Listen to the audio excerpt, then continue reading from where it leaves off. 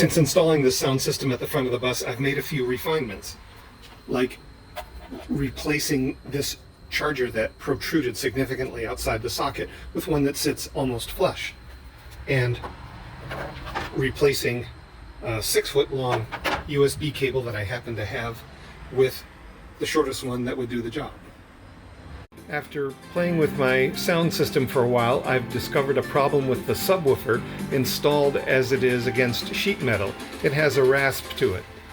Let me turn on the subwoofer.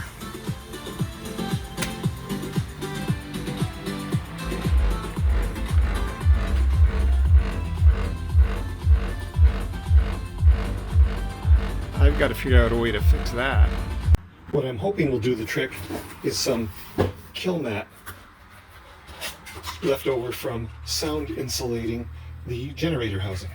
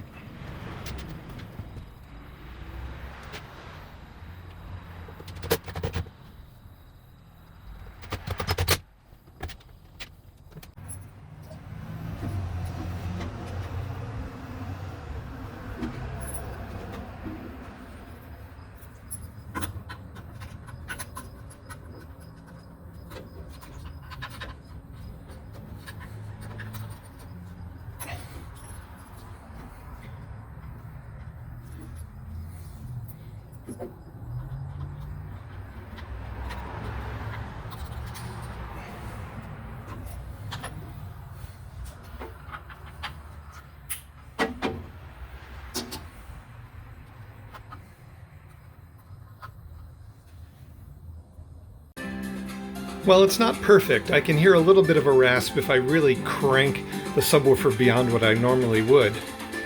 But with the settings I normally use, it's just fine.